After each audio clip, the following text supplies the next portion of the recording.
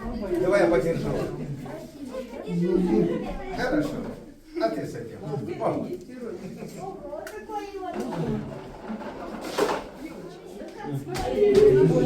Юрий.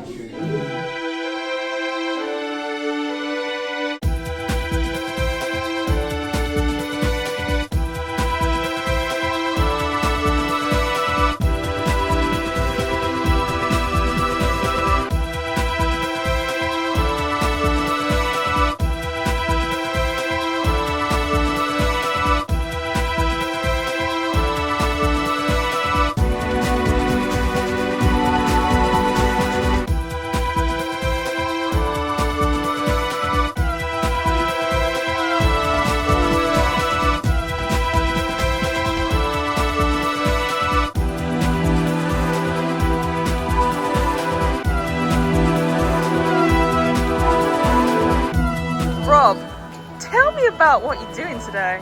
Okay, so here we're buying lots of food, cleaning products for a shelter for disabled and elderly people in the northwest of Kiev.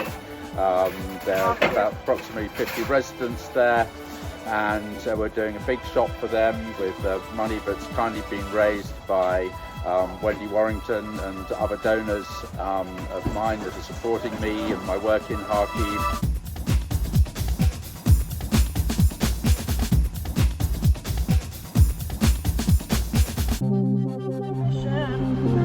A mission to buy some fish. You could almost call it a fission.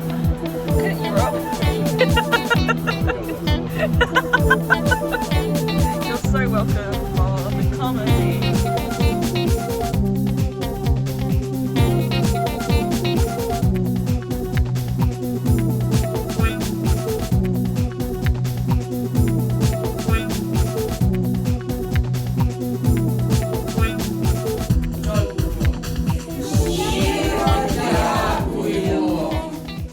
Zakupnik reporting from Kharkiv city.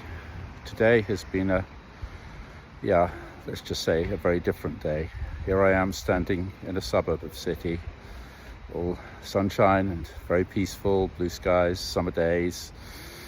And earlier this afternoon I was at the shelter for elderly and disabled people in another suburb of the city, and we were discussing arrangements for new volunteers coming to assist at the shelter and an aide coming into the shelter.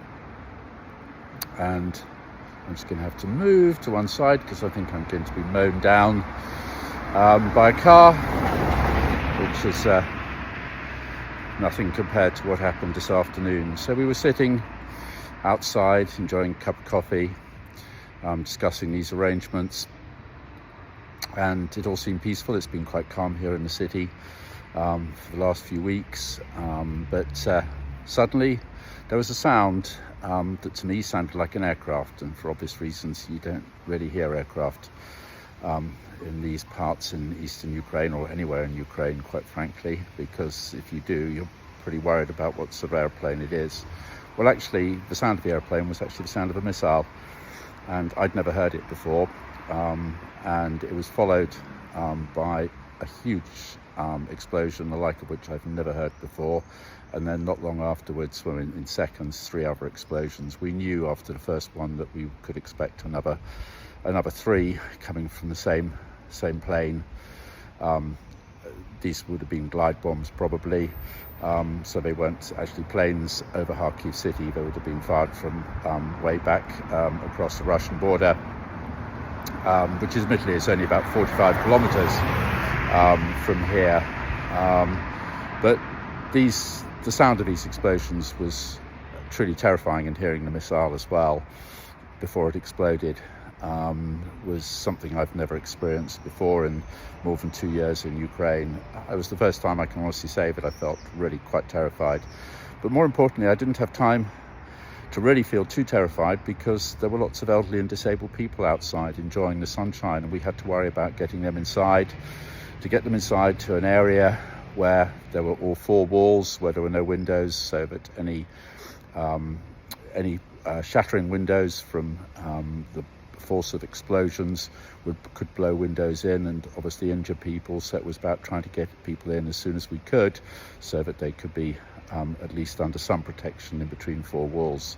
Although if it had been a direct hit, it would have been that would have been very difficult, let's say. And so it took us 5-10 minutes, really way too long, to try and get people inside. People who are very, very immobile, with using frames and walkers, wheelchairs, and there were probably about 10 people outside out of a total of approximately 50 residents. It was a beautiful afternoon until then, and so it's strange, really. We all recovered quite quickly, I think, and we just carried on as we were, emerged outside again and carried on our conversation, because that's how it is here, where people are determined not to let the war, really beat them, I think, subdue them into submission, which is what the Russians want. They want to basically induce fear and terror. And so it's really a message from me to say that what happened today, we were lucky. But in fact, one of the hits, one of the explosions, hit a high-rise residential building. We know now that already 3 people have been killed and 15 injured, but that's the minimum toll. There will be many more people that will be found under the rubble as it is cleared.